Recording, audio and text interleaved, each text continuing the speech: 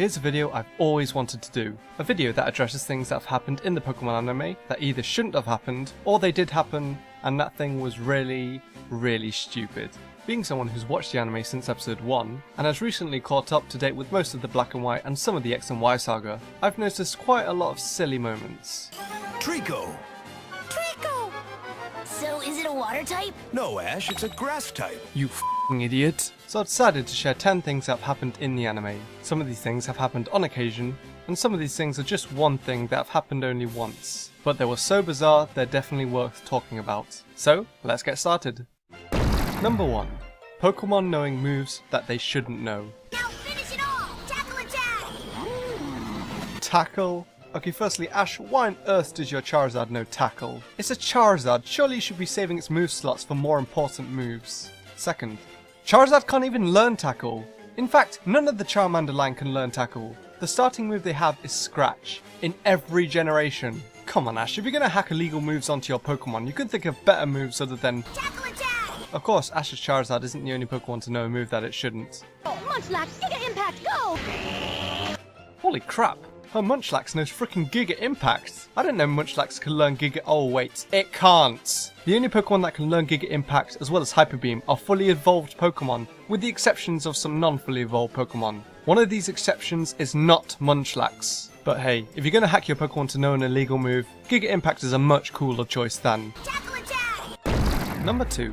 Calling Pokemon by the wrong name. This has ranged from simple characters in the anime, Arcanine! Arcanine! Arcanine! Flamethrower! to the actual Poké Rap, to the Pokemon itself. Electro! I mean, it's kind of understandable that someone would accidentally call their Pokemon by the wrong name, but for the most part, the only thing that Pokemon can say is their name. And it doesn't stop there. They made this mistake in the first Pokemon movie, not once. Hurricane winds are a breeze for Pidgeotto here. Not twice. Alakazam! But 3 times. Sandshrew? Does that look like a Sandshrew to you? No, it doesn't. Number 3. Getting Pokemon types wrong. Venonat's radar eyes and Meryl's super sensitive hearing make them a really great team. At least they're not bug types. Really, Misty? Really? Though it's purple, so it's obviously not a bug. For it, let's go! Hooray! I figured a ground Pokemon would be stronger against an electric type. Though it's brown, so it's obviously ground type. All my Pokemon are water type. Oh, a trainer that has a team of just water type Pokemon? Alright, what's this team look like? Those are my Pokemon. The blue means water, duh. Number 4. Getting Pokemon type effectiveness wrong. Now, as we all know, Brock, being a gym leader, is an expert when it comes to all things Pokemon. Also, fun fact, I don't know if this was the dub for the Japanese version, but the English version actually went like this. So what's extreme speed, Brock? It's an attack that increases a Pokemon's speed, and by using it during battle, it will almost guarantee you the first attack. As I was saying, Brock has always been the go-to person for Ash or any of the gang, for wise words of advice when it comes to Pokemon battles. Both of Ash's Pokemon are water types, and they're totally weak against fire type. What? Both of Ash's Pokemon are water types, and they're totally weak against fire type. On second thought, maybe Brock's just retarded. Number 5. Getting Pokemon moves wrong.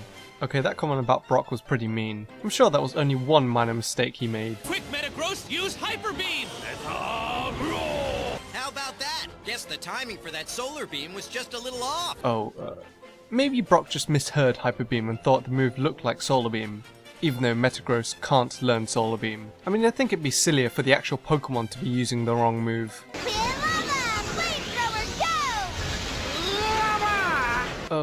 Maybe that's just what Flamethrower used to look like. Use your flame wheel! No, that's definitely Flame Wheel.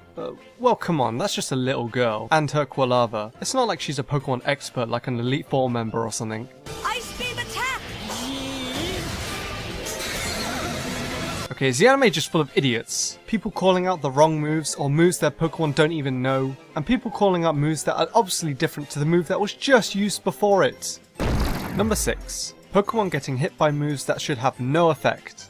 I've already gone over Ash's Pikachu and Paul's Electabuzz fainting ground types with electric moves, and Brock's Krogunk fainting a steel type with a poison move. And would you believe there are even more instances of this happening? Like, a dark type being hit by a psychic move, And now confusion! Another steel type being hit by a poison move. And a ghost type being hit by a normal move. Rapid spin, go! Sweat out! Twice! Tackle, go! Sweat out! Sweat out! I mean, come on. They've made sure that fighting moves don't affect ghost types. Seismic toss! Now what? A fighting type move like Seismic Toss has no effect on a ghost Pokemon. Oh no! I forgot! How could they mess up with the most basic normal move? Number 7. Stefan Zebstrika. Now we're getting into the things in the anime that aren't really mistakes, but they're definitely stupid things that have happened. During one of Ash's matches against one of his Unova rivals, Stefan sends out his Zebstrika. Ash sends out his Palpito to get the tab advantage. However, Stefan is of course prepared. Stefan's made certain Zebstrika knows a variety of moves, so it's able to handle water and ground type opponents too. Obviously, a smart trainer is going to prepare their Pokemon to have a variety of moves to be able to take on multiple Pokemon types. So, what does Stefan Zebstrika have in store to battle against this water ground type? Zebstrika! Use Double Edge! Stop, let's go! Facade, go! Go, Zebstrika, Giga Impact! What? Stefan's made certain Zebstrika knows a variety of moves. So, Stefan's strategy to take on a Pokemon that resists electric type attacks is to have a moveset of 4 normal moves. Well, if that is his strategy, then it's the worst strategy I've ever seen. You call 4 normal moves a large variety? It doesn't even know an electric move. This has to be the most redundant moveset I've ever seen. What the hell happens if his Zebstrika has to battle a ghost type, or even a rock or steel type? He's f***ed. Maybe his Zebstrika knows more than 4 moves. Number 8. Pokemon levels exist in the anime. Pidgey's attack is Gust. At level 5, Sand attack. At level 12... Everybody knows that. Now, can you just tell me at which level Pidgey evolves? This is all true, by the way. So yes, the anime pretty much confirms that levels work very similarly or even the same as they do in the games. This begs the question even more.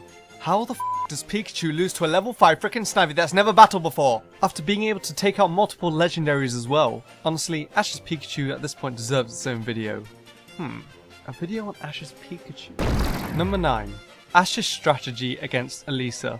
Now we all know how much of an idiot Ash can be at times, but there's no doubt at times he has been a smart trainer, like having Sleep Talk on his Heracross to prepare for Tobias Starcry. Heracross, Sleep Talk!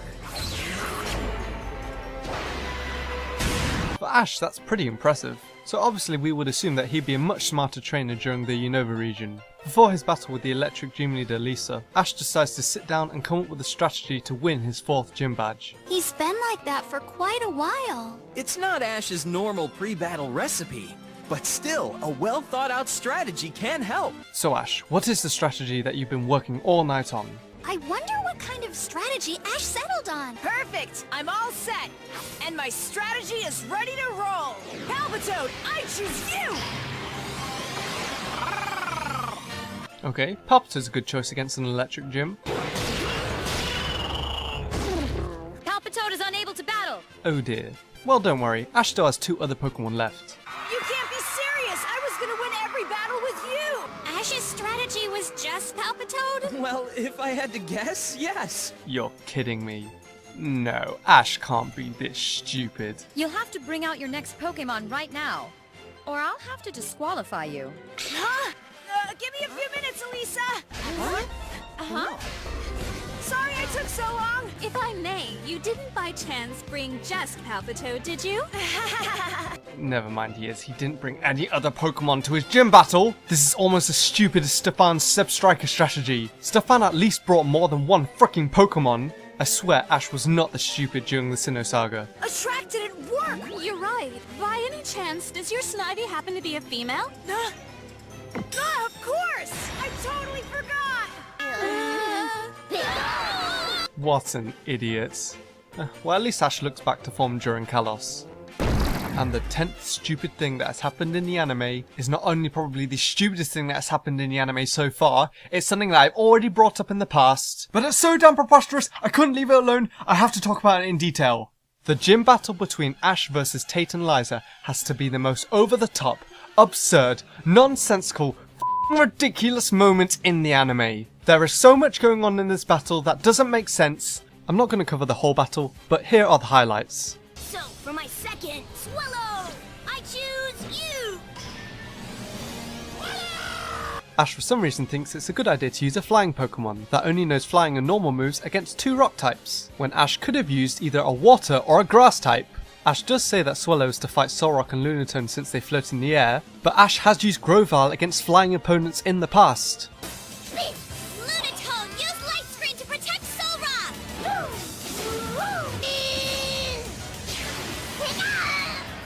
Apparently Light Screen, a move that only halves the damage taken from special moves, now deflects them back at the opponents instead.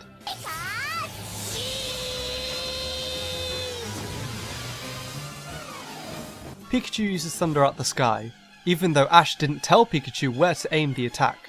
Now if I were a Pokemon, and my trainer told me to use a move in battle, I would probably aim it at, I don't know, maybe the opposing Pokemon. I mean, I know Thunder is only 70% accurate, but that's like 90 degrees off. Yes Ash, this is a good strategy, using Thunder on yourself. You know, I don't think I'd ever come up with a better tactic than that.